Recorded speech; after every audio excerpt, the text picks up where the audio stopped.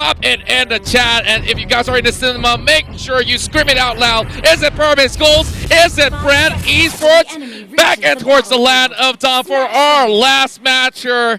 Casters, it's been a long day, but we need a champion at the end of the day. We do need a champion. Burmese Ghouls, Bren Esports. One last game.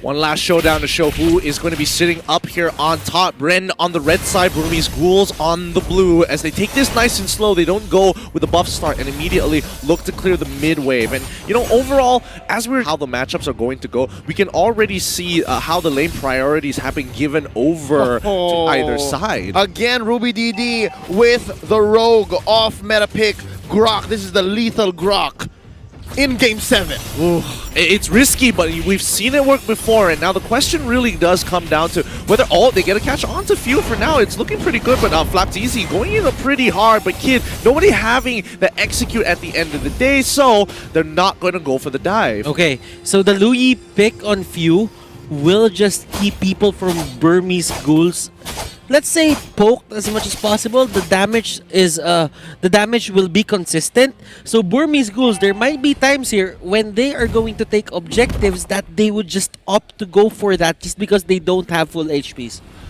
It's not even just about the full HP. Yeah.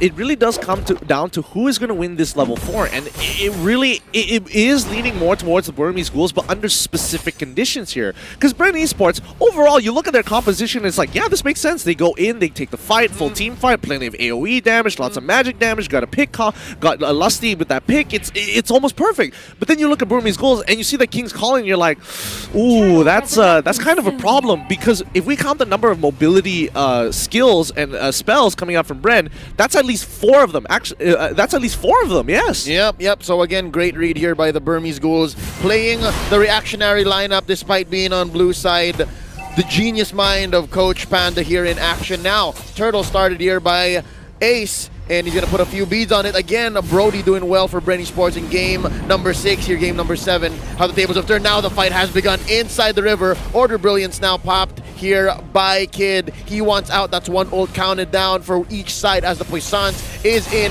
For Flapteezy, they disengage. Okay. I mean, Kid can't switch over the Chaos Darkness anyway, so still he is going to be relevant in this turtle fight.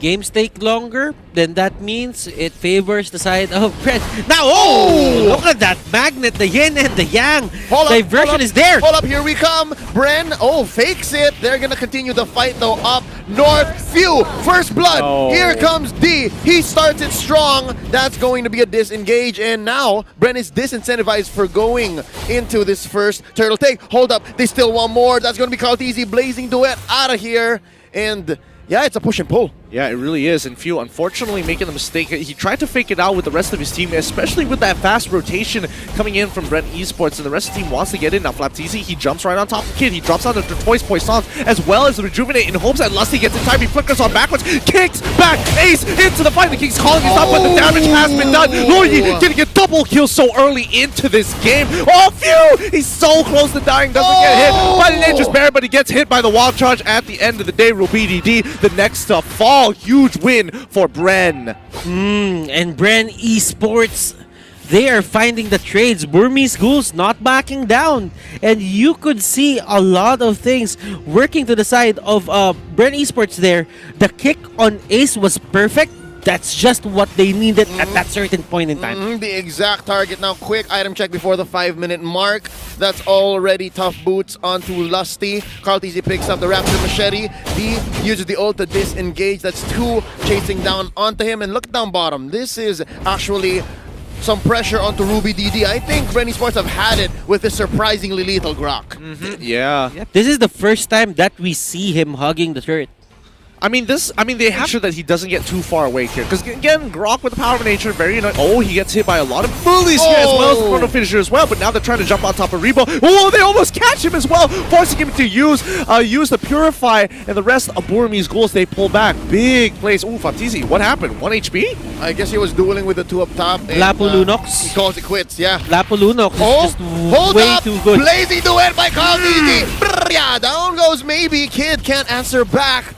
Interesting entrance by Bren Esports. And right now, they're trying to go for this push, looking for a conversion. Ace puts a few beads, gonna be popping the torn apart memory from here on very soon now. Oh, nice wild charge here by Ruby DD, and they decimate Bren Esports from underneath the tower. 3 for none. The Ghouls are feeling it. They are pouncing back. They're looking to really turn this into the brawl. And D, he knows that he has to throw himself under the fire. And FlapTZ, he's going to be dropping. Oh, he gets peeled back. Move. It's a great pull, but he does force out the rejuvenate. And nobody can really deal with him thus far. Not enough damage. Can he get the Cyclone's Eye in time? He gets hit by the stun. Maybe steals the Cyclone's Eye, but FlapTZ, he's like, nah, shield unity, and I'm rolling out. Okay, this is one of the things that Burmese Ghouls is really good at.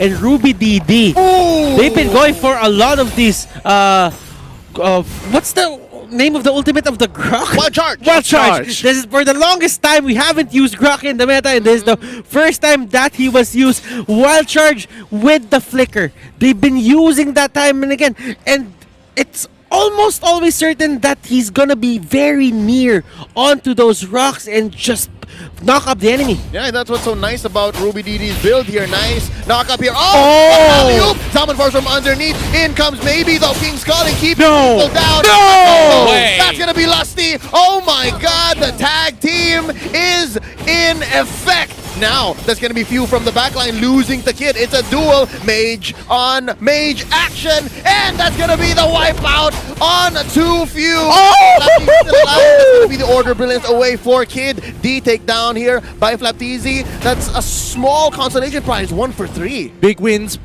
all across the board for the Burmese Ghouls. They're very happy with this trade at the end of the day. They should be holding on for Bren Esports, Burmese Ghouls. This is going as the way they planned it. They get pickups, they get kills, they control the mid-game, they make the most out of Ace, mid-game spike. That's it. Oh no! Kid gets caught in by FlapTZ, and here comes Ruby DD looking for a target. That's gonna be a miss. A rotation in by Few, and this is Bren Esports pressuring the lane. So far, so good for the Burmese Ghouls. They're winning these fights, but just the same, Bren Esports are finding pickoffs where they can and pressuring the map. Look at this, a push by Rebo. Yeah, they're literally, I mean, both sides are literally looking for those flanks, getting behind the tier 1 turrets and going for these heavy dives. But maybe that King's Calling is super effective against Rebo. Rebo has to be extra careful in that King's Calling. Purify ain't gonna save him. Look at the enchanted talisman even being used here for Rebo, and that is quite unusual because a lot of the Harriet side laners are going for the Calamity Reaper and the Feather of Heaven. Yeah, FlapTZ here senses something. Oh, nice pull by Maybe. That's going to be the Tortoise Poisons. And as well, I believe the Revitalize dropping here. But already 2 big ticket resources gone for Bren Esports. Well timed for the 30-second turtle coming up for Burmese Ghouls, the very last one. They'll have their ultimates at the end of the day, and I think I did see Rebo actually purchasing the Calamity Reaper first, so don't worry about that. The Talisman, Enchanted Talisman came in a little bit later. Lusty, he's going to be looking for an opportunity to kind of, you know, secure their position around the turtle, so they have first dibs for now, but Ruby DD says hello to Few, and Few now under a lot of scrutiny here. The King's Calling down right in the middle of the lane here. Nobody from the side of Bren Esports wants to walk forward, so it's going to be a free pick with no returns. Maximum efficiency, that is the best use of King's Calling. You see how it fits the circle down the middle right so perfectly, and that's exactly what Maybe is doing here. But hold up, what's this? A nice trade for the turtle. Bren Esports lets it go. It's not coming in time. But then again, you have to think about what they did there. Here we go! Wild charge by Ruby DD. What a bait! That's got DD taking him down, and the life bars are dropping. FlapTZ shut down by Ace, and the fight continues. Where do they go? Salmon Force already expended here by Rebo, and that's both teams backing off. Lusty looking for more, and hold up. 10-7, 24K to 24K. This game is darn close, but the Burmese Ghouls are up by 1 turret. Golden Staff is now up for Carl TZ, and you can see the trades. Ruby DD maybe is just playing the keep away game. He knows that if he stays alive, he can just keep on going for those pokes. Now, if you would look at the items, Lusty here with the Athena Shield. Rebo does have the Calamity Reaper with the Enchanted Talisman. Enchanted Talisman on Few as well. He's probably gonna go for something or something of a ice. Oh, Ice Queen wand or a lightning truncheon, or probably a glowing wand as well. Yeah, those are some pretty good shoutouts there, especially... Oh, wait, D, he's in a lot of trouble. He's going to die here. There's nothing much he can do. He's going to get run down, especially with the amount of movement speed that he has, and Flapteezy just to secure the kill with the shield unity. But now, rotation is going to be placed in the middle just so they can steal away the orange buff again. And then, unfortunately, Flapteezy is going to be, hey, I'm the carry now. Oh, actually, that is the case, and now Kid gets caught in here. That's going to be quite a hit from the back line as RubyDD goes in with a wild charge. Maybe here, caught out Flapteezy inside the turtle, the purple pit, and that's going to be the back out. Oh, nice knock-up. Nice way of the dragon, but they take out Flapteezy first. Lusty still in here. Kalteezy, blazing duet. He's trying to get one. That's going to be Kid, and they back out. Oh, nice power, nice swing by RubyDD, but it's not enough. Double kill here for Kalteezy. 2 for 1. And while that's happening, we have Rebo and Few going to the bottom lane. Oh, Lord's up. Lord's up. It's free. Lord's up, and they gatekeep the Burmese Ghouls from walking up forward. They made sure they teleported right in front of the base, making sure that they're standing on towards the top right side, just in case if D wanted to get a little bit more physical with them. But now they have the River Crab under their side. Kalteezy is kind of huge in these situations, and as of right now, Ace, he's got the burst damage, but Kalteezy, he's got some strong AoE. Remember, the last time that they picked the Claude, it was relying on Claude alone. The damage output came from him alone. Right now for Bren Esports, they have this insurance policy. They have Rebo and the Harith, and both of them will have to carry the damage of this team. Not to mention, Few just purchased the Necklace of Durance, and that's going to be very, very helpful, especially against RubyDD as well as D. And let's see how this fight is. It's about to occur. They want to look for that big engagement. Here we go, Lord at about a sixth of his health. That's going to be a reset. Flapteezy already pops here. The Puissance rolling out.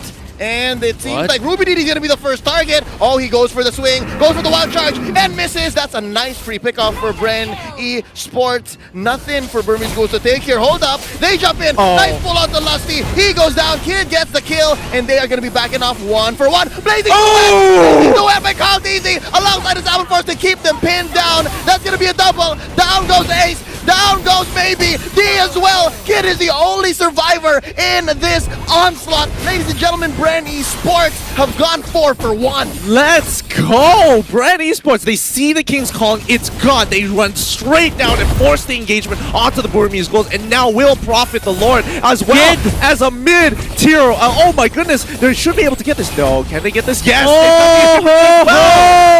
The King's calling! Really work their way, but look at Kalteezy trying to go for Kid! He takes down Kid! Kid just falls right in front of his base, and so far Bren Esports are not acknowledging any of Burmese Ghouls' efforts to protect themselves. So far, I think the Burmese Ghouls, they are trying here to just bait Bren Esports. Again, nice pulls by maybe so far, but I think Bren Esports knows that as soon as the pull happens, they leave who's gonna die and then just disengage and then come back around. This is the whole rope-a-dope Burmese Ghouls have been using all series long. And not to mention that this is the first time we're actually seeing the Burmese Ghouls starting to really sweat against Bren. They're making some really unnatural mistakes, like similar to Game 1, but with Lord marching on through, they can't afford to lose their members. They have to break this Lord, and they have to be able to protect themselves. But Bren, they want to force the situation. They're going to be starting with the inhibitor down on bot side. Few taking a little bit of damage, but D wants to go even a little bit further. He's trying to get on Few. He's trying to execute Few, but instead he gets kicked on backwards. Flapteezy now trapped all by himself in the King's calling. Rebo gets pulled on in. He's trying to get on out of there. Maybe flickers forward, but now this is where they turn the tide here. Bren Esports, the Lord. Oh my goodness! This is it. Kid is the only one left. Can he defend? Ladies and gentlemen, Bren Esports are your M2 champions! From the lower bracket, they crawled out. Bren Esports are your M2 world champions! Wait,